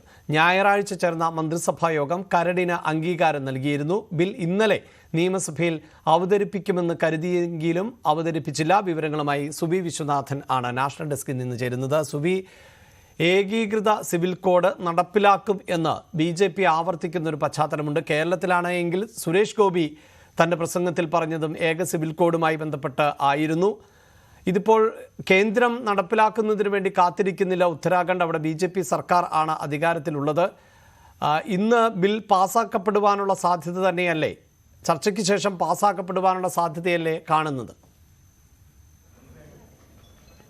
അഭിലാഷ്, ഉത്തരാഖണ്ഡിൽ ഏകീകൃത സിവിൽ കോഡ് ഇന്ന് നിയമസഭയിൽ അവതരിപ്പിക്കുകയാണ്. കഴിഞ്ഞ ദിവസമാണ് ഉത്തരാഖണ്ഡ് മന്ത്രിസഭാ യോഗം ഇത് സംബന്ധിച്ച് കരടിന് അംഗീകാരം നൽകിയത്. വിദഗ്ധ സമിതിയാണ് ഇത് സംബന്ധിച്ച് കരട് തയ്യാറാക്കിയിരുന്നത്. ആ കരടിന് കഴിഞ്ഞ ദിവസം മന്ത്രിസഭാ യോഗം അംഗീകാരം നൽകിയിരുന്നു. ഇന്ന് ഈ നിയമസഭയിൽ ഇതിന്റെ വിശദമായ വിവരങ്ങൾ മുഖ്യമന്ത്രി പുഷ്കർ ധാമി അവതരിപ്പിക്കും എന്നാണ് മനസ്സിലാക്കാൻ സാധിക്കുന്നത്. ഇതിൽ എടുത്തു പറയേണ്ടത് ഉത്തരാഖണ്ഡിലെ ദളിത് വിഭാഗങ്ങളെ ഇതിൽ നിന്ന് മാറ്റി നിർത്തും എന്നാണ് പറയുന്നത്. ബാക്കിയുള്ള വിവരങ്ങൾ വരും വഴിയെ മനസ്സിലാക്കാൻ സാധിക്കുകയുള്ളൂ. ഏതായാലും രാജ്യത്ത് ഏകീകൃത സിവിൽ കോഡ് വീണ്ടും ചർച്ചാ വിഷയമായി മാറിയിരിക്കുകയാണ്. BJP ഭരിക്കുന്ന സംസ്ഥാനത്ത് തന്നെയാണ് ഇപ്പോൾ ഇത് സിവിൽ കോഡ് നടപ്പാക്കാനുള്ള ശ്രമങ്ങളും നടക്കുന്നത്. ഒപ്പം ലോക്സഭാ തെരഞ്ഞെടുപ്പ് കൂടെ നടക്കുന്ന ഒരു പശ്ചാത്തലമുണ്ട്. നേരത്തെ മുതൽ തന്നെ ഈ ഏകീകൃത സിവിൽ കോഡ് നടപ്പാക്കും എന്ന് BJP പറഞ്ഞുകൊണ്ടിരുന്ന ഒരു സാധ്യത കൂടിയുണ്ട്. ഒപ്പം തന്നെ എടുത്തു പറയേണ്ട മറ്റൊരു കാര്യം, പ്രതിപക്ഷ കക്ഷികൾ വലിയ എതിർപ്പ് പറയുന്ന ഒരു സാഹചര്യത്തിൽ കൂടിയാണ് ഇത് നടപ്പാക്കുന്നത്. പ്രത്യേകിച്ചും ഉത്തരാഖണ്ഡിൽ കോൺഗ്രസ് വലിയ എതിർപ്പ് പറയുന്നുണ്ട് ഇതുമായി ബന്ധപ്പെട്ട്. അതുകൊണ്ട് തന്നെ ഇന്ന് സ്വാഭാവികമായി ഇത് നടപ്പാക്കുമ്പോൾ വലിയ തോതിലുള്ള പ്രക്ഷോഭങ്ങളും മറ്റും ഉണ്ടാകാനുള്ള സാധ്യതയുണ്ട് എന്നാണ് മനസ്സിലാക്കാൻ സാധിക്കുന്നത്. ഏതായാലും ഉത്തരാഖണ്ഡിൽ ഇതിനുള്ള നടപടിക്രമങ്ങൾ പൂർത്തിയായിരിക്കുകയാണ്. ഇന്ന് തന്നെ ഇത് അവതരിപ്പിക്കുമെന്ന് പുഷ്കർ ധാമി അറിയിക്കുകയും ചെയ്തിട്ടുണ്ട്. അഭിലാഷ്, അതാണ് നിലവിൽ രാജ്യത്ത് ഗോവയിൽ ആണ് ഈ ഏകീകൃത സിവിൽ കോഡിന് സമാനമായ തരത്തിലുള്ള നിയമങ്ങൾ ഉള്ളത്. പക്ഷേ അത് സാങ്കേതികമായി നമുക്ക് അങ്ങനെ പറയാൻ സാധിക്കില്ല. ഈ ബിൽ പാസ്സാക്കപ്പെടുകയാണെങ്കിൽ സിവിൽ കോഡ് സാങ്കേതികമായി നടപ്പിലാക്കുന്ന സംസ്ഥാനമായി ഉത്തരാഖണ്ഡ് മാറുകയും ചെയ്യും. രാഷ്ട്രപതിയുടെ നന്ദി പ്രമേയത്തിലുള്ള പ്രധാനമന്ത്രിയുടെ മറുപടി പ്രസംഗം നിറയെ പ്രതിപക്ഷത്തിനുള്ള കുത്തുവാക്കുകളും പരിഹാസങ്ങളും ആയിരുന്നു. രാഷ്ട്രപതിയുടെ പ്രസംഗത്തിൽ OBC ന്യൂനപക്ഷങ്ങളെക്കുറിച്ച് പരാമർശിച്ചിട്ടില്ല എന്ന സൗഗത റോയിയുടെ പരാമർശത്തിൽ ക്ഷുഭിതനായി പ്രതികരിച്ച പ്രധാനമന്ത്രി നെഹ്റുവിനെയും രാഹുൽ ഗാന്ധിയെയും വിമർശിക്കാനും പരിഹസിക്കാനും മറന്നില്ല. അതേസമയം മണിപ്പൂരിലെ അക്രമവും സ്ത്രീകൾക്ക് നേരെയുള്ള അതിക്രമവും പരാമർശിക്കാതെയായിരുന്നു പ്രസംഗം. രാഷ്ട്രപതിയുടെ നയപ്രഖ്യാപന പ്രസംഗത്തിനുള്ള മറുപടി പ്രസംഗത്തിലാണ് പ്രധാനമന്ത്രി നരേന്ദ്രമോദി കോൺഗ്രസിനെയും പ്രതിപക്ഷത്തെയും അതുപോലെ തന്നെ നെഹ്റുവിനെയും രാഹുൽ ഗാന്ധിയും ഒക്കെ കടന്നാക്രമിച്ചിരിക്കുന്നത്. എല്ലാ തവണത്തേയും പോലെ തന്നെ ഇത്തവണയും കോൺഗ്രസിനെ ആക്ഷേപിക്കുകയും പരിഹസിക്കുകയും ഒക്കെ ചെയ്ത പ്രധാനമന്ത്രി രാഹുൽ ഗാന്ധിയെയും കളിയാക്കാൻ മറന്നില്ല. കാരണം രാഹുൽ ഗാന്ധി എന്ന രാഹുൽ ഗാന്ധിയെ ഊന്നിക്കൊണ്ട് തന്നെയാണ് ആ വാചകം അദ്ദേഹം പറഞ്ഞത്. അതായത് ഒരു പ്രോഡക്റ്റിനെ വീണ്ടും മാർക്കറ്റിൽ അവതരിപ്പിക്കാനായിട്ടുള്ള കോൺഗ്രസിന്റെ ശ്രമം വളരെ പരിഹസനീയമാണെന്നുള്ള രീതിയിൽ തന്നെയാണ് പ്രധാനമന്ത്രി പ്രതികരിച്ചത്. തുടർന്ന് അതുപോലെ തന്നെ കോൺഗ്രസിന്റെ നയങ്ങളെ അടക്കം UPA സർക്കാരിന്റെ കാലത്തെ നയങ്ങളും സാമ്പത്തികമായ വീഴ്ചകളും പണപ്പെരുപ്പവും അടക്കവും ഉയർത്തിക്കാട്ടി പ്രധാനമന്ത്രി വിമർശിക്കുകയും ചെയ്തിരുന്നു. പ്രതിപക്ഷം ശക്തമായ രീതിയിൽ പ്രവർത്തിക്കുന്നില്ലെന്നും അവർക്ക് അധികാരത്തിൽ വരാൻ താല്പര്യമില്ല, മറിച്ച് പ്രതിപക്ഷത്ത് തുടരാനാണ് താല്പര്യം എന്ന രീതിയിലാണ് അവരുടെ പ്രവർത്തനമെന്ന അടക്കം ഉള്ള രൂക്ഷമായ പരിഹാസവും ഒക്കെ പ്രധാനമന്ത്രി തന്റെ അവസാന പാർലമെന്ററി പ്രസംഗത്തിൽ നടത്തിയിരുന്നു. ഇത് മാത്രമായിരുന്നില്ല പ്രത്യേകത. കാരണം പ്രധാനമന്ത്രിയുടെ പ്രസംഗം തുടങ്ങിയത് പോലും തന്നെ സൗഗത റോയിയുടെ, അതായത് തൃണമൂൽ കോൺഗ്രസ് MP സൗഗത റോയിയുടെ പരാമർശത്തിൽ ക്ഷോഭിച്ചുകൊണ്ട് തന്നെയായിരുന്നു അദ്ദേഹത്തിന്റെ മറുപടി പ്രസംഗം ആരംഭിച്ചതെന്ന് പറയുന്നതിൽ തെറ്റില്ല. കാരണം രാഷ്ട്രപതിയുടെ നയപ്രഖ്യാപന പ്രസംഗത്തിലെങ്ങും മണിപ്പൂരോ അതുപോലെ തന്നെയുള്ള ന്യൂനപക്ഷങ്ങളുടെ വിഷയങ്ങളോ ഒന്നും പരാമർശിക്കപ്പെട്ടില്ലെന്ന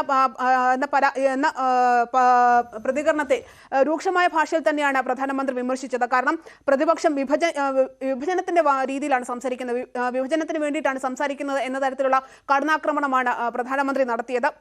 ഇത്തരത്തിൽ കോൺഗ്രസിന്റെ മുന്നോട്ട് വെച്ച എല്ലാ ആശയങ്ങളെയും തകിടം അല്ലെങ്കിൽ അതിനെല്ലാം ഖണ്ഡിക്കുന്ന രീതിയിലുള്ള ഒരു പ്രസംഗമായിരുന്നു അദ്ദേഹത്തിൻ്റെത്. അത് മാത്രമായിരുന്നില്ല പ്രധാനമന്ത്രി പറഞ്ഞത്. BJP വീണ്ടും അധികാരത്തിൽ വരുമെന്ന് വ്യക്തമായി സൂചിപ്പിക്കുകയും ചെയ്തു. അതിൽ ഇത്ര മാത്രമേ ഉള്ളൂ, 370-ൽ കൂടുതൽ സീറ്റുകൾ BJP നേടും, NDA 400-ലധികം സീറ്റുകൾ നേടുമെന്നതായിരുന്നു പ്രധാനമന്ത്രിയുടെ പ്രവചനം. ഇത്തരത്തിൽ ഈ രീതിയിൽ BJPയുടെ ഒരു തെരഞ്ഞെടുപ്പ് പ്രചാരണം കൂടി ആയിരുന്നു പ്രധാനമന്ത്രിയുടെ പ്രസംഗം എന്ന് പറഞ്ഞാൽ അതിൽ തെറ്റില്ല. എന്നാൽ അതേസമയം കോൺഗ്രസ് അടക്കമുള്ള പ്രതിപക്ഷ പാർട്ടികൾ പ്രധാനമന്ത്രിയുടെ പ്രസംഗത്തിന് അല്ലെങ്കിൽ അദ്ദേഹത്തിന്റെ പരാമർശങ്ങൾക്കെതിരെ പരസ്യമ രംഗത്ത് വന്നിട്ടുണ്ട്. പ്രത്യേകിച്ചും നെഹ്റുവിന്റെ പ്രസംഗത്തെ എടുത്തു പറഞ്ഞുള്ള അദ്ദേഹത്തിന്റെ വിമർശനങ്ങളിൽ കോൺഗ്രസ് അടക്കം വളരെയധികം അതൃപ്തി പ്രകടിപ്പിക്കുകയും ചെയ്തു. അതായത് 1989-ൽ ലോക്സഭയിൽ നടത്തിയ അദ്ദേഹത്തിന്റെ പ്രസംഗത്തെ, നെഹ്റുവിന്റെ പ്രസംഗത്തെ ഉദ്ധരിച്ചുകൊണ്ട് നടത്തിയ പരാമർശങ്ങളായിരുന്നു അതിൽ ഏറെ ശ്രദ്ധേയം. കാരണം നെഹ്റു പറഞ്ഞത് ഇന്ത്യക്കാർ മടിയന്മാരാണെന്നും അവർക്ക് മുന്നോട്ട് പോകാൻ താല്പര്യമില്ല എന്ന തരത്തിൽ നെഹ്റു പറഞ്ഞിരുന്നു എന്നാണ് പ്രധാനമന്ത്രി പ്രസംഗത്തിന്റെ ചില ഭാഗങ്ങൾ ഉദ്ധരിച്ചുകൊണ്ട് പറഞ്ഞത്. അത് വളരെ തെറ്റായി വ്യാഖ്യാനിക്കലാണെന്നായിരുന്നു കോൺഗ്രസിന്റെ മറുപടി. ശശി തരൂരിന്റെ പ്രതികരണമാണ് അതിൽ ഏറ്റവും ശ്രദ്ധേയം. കാരണം മണിപ്പൂർ അടക്കമുള്ള വിഷയങ്ങൾ അദ്ദേഹം പ്രതികരിക്കാതിരിക്കുകയും അതുപോലെ തന്നെ മറ്റു പഴയ പ്രസംഗങ്ങളുടെ തീർത്തുമുള്ള ഒരു ആവർത്തനം മാത്രമായിരുന്നു എന്നാണ് ശശി തരൂരിന്റെ പ്രതികരണം. എന്തായാലും പ്രധാനമന്ത്രിയുടെ പ്രസംഗം പാർലമെന്റിൽ വരും ദിവസങ്ങളിലും കൂടുതൽ പ്രക്ഷോഭം അല്ലെങ്കിൽ പ്രധാനമന്ത്രിയുടെ പരാമർശങ്ങളടക്കം കോൺഗ്രസ് അടക്കമുള്ള പ്രതിപക്ഷ പാർട്ടികൾ സഭ പ്രക്ഷുബ്ധമാക്കുമെന്നുള്ളതിൽ സംശയമില്ല. പ്രധാനമന്ത്രിയുടെ പ്രസംഗം ലോക്സഭാ തെരഞ്ഞെടുപ്പിന് പ്രചാരണമാക്കി മാറ്റുന്നു എന്ന് പറയുമ്പോൾ അടുത്ത ലോക്സഭാ തെരഞ്ഞെടുപ്പിൽ സോണിയാഗാന്ധി തെലങ്കാനയിൽ നിന്ന് മത്സരിക്കുമെന്ന അഭ്യൂഹം വീണ്ടും ശക്തമാവുകയാണ്. തെലങ്കാന മുഖ്യമന്ത്രി രേവന്ത് റെഡ്ഡി ഈ ആവശ്യമുന്നയിച്ച് സോണിയാഗാന്ധിയെ കണ്ടതായാണ് റിപ്പോർട്ടുകൾ. ഈ ആവശ്യമുന്നയിച്ച് തെലങ്കാന കോൺഗ്രസ് ഘടകം പ്രമേയം പാസാക്കിയിരുന്നു. നിയമസഭാ തെരഞ്ഞെടുപ്പിൽ ശക്തി തെളിയിച്ച കോൺഗ്രസ് പരമാവധി എംപിമാരെ ലോക്സഭയിലേക്ക് അയക്കാനുള്ള ശ്രമത്തിലാണ്. സോണിയാഗാന്ധി തെലങ്കാനയിൽ നിന്ന് മത്സരിച്ചാൽ സംസ്ഥാനത്തെ 17 സീറ്റുകളിലും ജയിക്കാം എന്നാണ് രേവന്ത് റെഡ്ഡിയുടെ കണക്കുകൂട്ടൽ. നവി മുംബൈയിൽ ബഹുനില കെട്ടിടത്തിൽ തീപിടിച്ചു. ആർക്കും പരിക്കേറ്റതായി റിപ്പോർട്ടില്ല. കെട്ടിടത്തിന്റെ 27ാം നിലയിലാണ് തീപിടുത്തം ഉണ്ടായത്. മഹാരാഷ്ട്ര ഇൻഡസ്ട്രിയൽ ഡെവലപ്മെന്റ് കോർപ്പറേഷൻ മേഖലയിലാണ് കെട്ടിടം. തീയണയ്ക്കാൻ ശ്രമം തുടരുകയാണ്. തീപിടുത്തത്തിന്റെ കാരണം ഇതുവരെയും കണ്ടെത്തിയിട്ടില്ല. ഇനി അന്താരാഷ്ട്ര വാർത്തകളിലേക്കാണ്. ബ്രിട്ടനിലെ ചാൾസ് രാജാവിന് അർബുദം സ്ഥിരീകരിച്ചു. ബക്കിംഗ്ഹാം കൊട്ടാരമാണ് രോഗവിവരം പുറത്തുവിട്ടത്. എന്നാൽ ഏത് തരത്തിൽപ്പെടുന്ന അർബുദമാണ് സ്ഥിരീകരിച്ചത് എന്ന് കൊട്ടാരം വ്യക്തമാക്കിയിട്ടില്ല. അടുത്തിടെ ചാൾസ് രാജാവ് ആശുപത്രിയിൽ ചികിത്സയ്ക്ക് എത്തിയപ്പോഴാണ് രോഗബാധ കണ്ടെത്തിയത്. വിവരങ്ങളുമായി സുവി വിശ്വനാഥൻ ആണ് ചേരുന്നത്. ബ്രിട്ടനെ സംബന്ധിച്ചിടത്തോളം രാജാവ് എന്നത് വൈകാരികമായ ഒരു പദവി കൂടിയാണ്. അതിനിടയിലാണ് ഇപ്പോൾ ചാൾസ് രാജാവിന് അർബുദം സ്ഥിരീകരിച്ചിട്ടുള്ളത്. ബക്കിംഗ്ഹാം കൊട്ടാരം ഇക്കാര്യം സ്ഥിരീകരിക്കുകയും ചെയ്യുന്നുണ്ട്. അതേസമയം ഏത് തരത്തിൽ ഉള്ള അർബുദമാണ് എന്ന് കൊട്ടാരം അറിയിച്ചിട്ടില്ല. അടുത്തിടെ ചാൾസ് രാജാവ് ആശുപത്രിയിൽ ചികിത്സയ്ക്ക് എത്തിയപ്പോൾ ആണ് ഈ അർബുദ രോഗം ഉണ്ട് എന്നത് സ്ഥിരീകരിക്കപ്പെട്ടത്. ഇതേ തുടർന്നാണ് ഇപ്പോൾ കൊട്ടാരം ഇത് സംബന്ധിച്ച ഒരു സ്ഥിരീകരണം നടത്തുകയും ചെയ്തിട്ടുള്ളത്. സുവി, മറ്റു വിവരങ്ങളൊന്നും തന്നെ കൊട്ടാരം പുറത്തുവിട്ടിട്ടില്ലേ?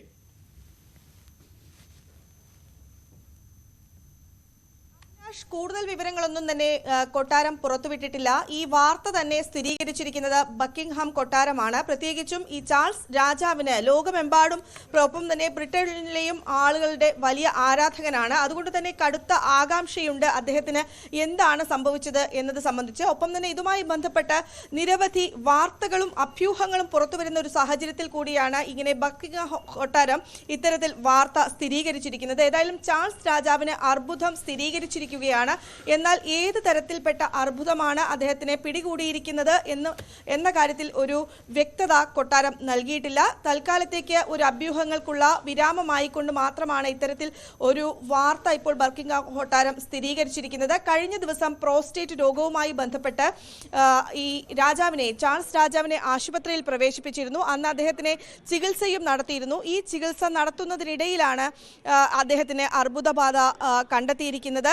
ഏതായാലും അദ്ദേഹത്തിന്റെ പൊതുപരിപാടികളെല്ലാം തന്നെ ഇപ്പോൾ റദ്ദാക്കിയിരിക്കുകയാണ്. എന്നാൽ കൊട്ടാരത്തിലെ മറ്റ് പരിപാടികൾ, മറ്റ് ഭരണകരമായ കാര്യങ്ങളിലൊന്നും തന്നെ മാറ്റം ഉണ്ടാകില്ല എന്നാണ് അറിയിച്ചിരിക്കുന്നത്. മറ്റ് പരിപാടികളെല്ലാം തന്നെ പഴയ രീതിയിൽ തന്നെ നടക്കും എന്നും അറിയിച്ചിട്ടുണ്ട്. ഏതായാലും ലോകമെമ്പാടും ആരാധകരുള്ള ചാൾസ് രാജാവിന് കഴിഞ്ഞ മെയ് മാസത്തിലാണ് അദ്ദേഹം ബ്രിട്ടനിലെ രാജാവായി സ്ഥാനമേൽക്കുന്നത്. വലിയ ആഘോഷങ്ങളോടുകൂടിയാണ് ഈ പരിപാടികൾ നടത്തിയിരിക്കുന്നത്. ഒപ്പം ചാൾസിന്റെ മക്കൾ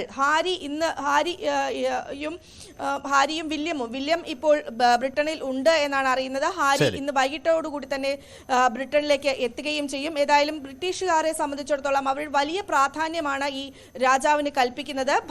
അങ്ങനെ ഒരു വൈകാരികമായ അടുപ്പമുണ്ട് രാജാവുമായി ബ്രിട്ടൻ എന്ന രാജ്യത്തിന്. അതുകൊണ്ട് തന്നെ ഈ രോഗവാർത്ത പുറത്തു വരുമ്പോൾ ബ്രിട്ടീഷ് ജനതയുടെ പ്രതികരണം കൂടി അറിയേണ്ടതുണ്ട്. കായിക വാർത്തകൾ പരിശോധിക്കുമ്പോൾ ഇംഗ്ലണ്ടിന് എതിരായ രണ്ടാം ടെസ്റ്റിൽ ഇന്ത്യക്ക് തകർപ്പൻ വിജയം. വിശാഖപട്ടണം ടെസ്റ്റിൽ 106 റൺസിന്റെ വിജയമാണ് രോഹിത്തും സംഘവും സ്വന്തമാക്കിയത്. ഇന്ത്യ ഉയർത്തിയ 399 റൺസ് എന്ന കൂറ്റൻ വിജയലക്ഷ്യം പിന്തുടർന്ന ഇംഗ്ലണ്ട് 292 റൺസിന് പുറത്തായി. ഇതോടെ 5 മത്സരങ്ങളടങ്ങിയ പരമ്പരയിൽ ഇരു ടീമുകളും ഒപ്പത്തിനൊപ്പം ആണ്. ഒപ്പം ടെസ്റ്റ് ക്രിക്കറ്റിൽ ഇംഗ്ലണ്ടിനെതിരെ ഏറ്റവും കൂടുതൽ വിക്കറ്റുകൾ നേടുന്ന ഇന്ത്യക്കാരനെന്ന റെക്കോർഡ് രവിചന്ദർ അശ്വിൻ സ്വന്തമാക്കുന്നു. മുൻ ലെഗ് സ്പിന്നർ BS ചന്ദ്രശേഖരന്റെ പേരിലുള്ള റെക്കോർഡാണ് അശ്വിൻ മറികടന്നത്. 96 വിക്കറ്റുകളാണ് ഇംഗ്ലണ്ടിനെതിരെ അശ്വിൻ ഇതുവരെ സ്വന്തമാക്കിയിട്ടുള്ളത്.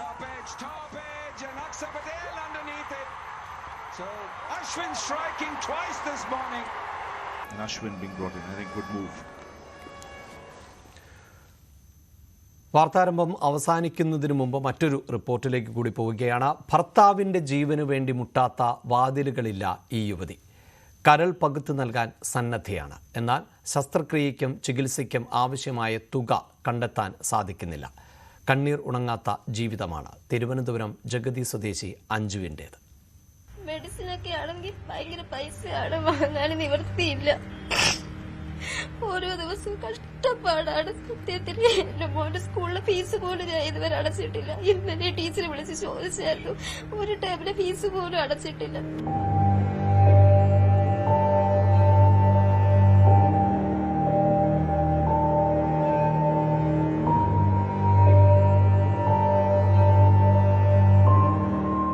ഏഴു വർഷം മുൻപാണ് അഞ്ജുവിന്റെ ഭർത്താവ് മനോജിന് കരൾ രോഗം കണ്ടെത്തിയത്.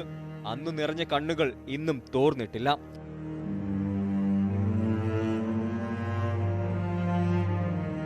പ്രണയവിവാഹമായതുകൊണ്ട് വീട്ടുകാരുടെ സഹകരണവും കഴുത്തിൽ താലി വീണ ദിവസം തന്നെ ഇല്ലാതായി. ഇന്ന് ചികിത്സയ്ക്കായി കെട്ടുതാലിയും വിൽക്കേണ്ടി വന്നു. ഭർത്താവിന്റെ ജീവനും കയ്യിൽ പിടിച്ച് പോണ്ടിച്ചേരി വരെ ചികിത്സ തേടിയെത്തി അഞ്ജു. ഞങ്ങൾ ഇതിനിടയ്ക്ക് ഈ ലിവർ ട്രാൻസ്പ്ലാന്റ് ചെയ്യണമെന്നുള്ളതിന് ഞങ്ങൾ പോണ്ടിച്ചേരിയിൽ ജിപ്മറിൽ കാണിച്ചായിരുന്നു. അവിടെ പോയപ്പോഴത്തേ ബിജു പൊട്ടക്കാട് സാറിനെ കണ്ട് സാറ് ലിവർ ട്രാൻസ്പ്ലാന്റ് എഴുതി അതിന്റെ കൺസൾട്ടേഷൻ വർക്കപ്പ് ചെയ്തുകൊണ്ടിരിക്കുന്നത്. ലിവർ കൊടുക്കുന്നത് ഞാനാണ്. അപ്പൊ അതിന്റെ വർക്കപ്പ് എടുക്കാൻ പറ്റുമെന്ന് പറഞ്ഞു. ബ്ലഡ് ഗ്രൂപ്പ് ബി പോസിറ്റീവ് ആണ് ചേട്ടൻ, ഞാൻ O പോസിറ്റീവ് ആണ്. അപ്പൊ കൊടുക്കുന്നത് ഞാനാണ്. അപ്പൊ അതിന്റെ ഭാഗമായിട്ടുള്ള വർക്കപ്പ് നടന്നുകൊണ്ടിരുന്ന സമയത്താണ് പിന്നെയും ബ്ലഡ് ഒമിറ്റ് ചെയ്ത് ഇപ്പോൾ മെഡിക്കൽ കോളേജിൽ കൊണ്ടുപോയപ്പോഴത്തേക്ക് അവിടെ നന്നനാളം ബാൻഡ് ചെയ്തു. 5 ബാൻഡ് ഇട്ടിട്ടുണ്ട്. അപ്പൊ പിന്നെ അതിനുശേഷം ഭയങ്കര നെഞ്ചു വേദനയൊക്കെ കാരണം ആട്ടൊന്നും ഓടാൻ പറ്റണില്ല. അതിനുശേഷം ഇന്ന് വരെ ചേട്ടനും ജോലിക്ക് പോയിട്ടില്ല, ഞാൻ ഇന്ന് വരെ ജോലിക്ക് പോയിട്ടില്ല. മനോജ് ഓട്ടോ ഡ്രൈവറായിരുന്നു. വീട്ടിൽ മകന്റെ ഫീസ് അടയ്ക്കാൻ പോലും ഇപ്പോൾ ഈ കുടുംബത്തിന് കഴിയുന്നില്ല. ഭർത്താവിന് കരൾ പകുത്തു നൽകാൻ സന്നദ്ധയാണ്. എന്നാൽ 20 ലക്ഷം രൂപ ചിലവ് വരും. സമൂഹം കരുതലായാൽ അനാഥത്വത്തിന്റെ ഭീതിയിൽ നിന്ന് ഇവർ മോചിതരാകും.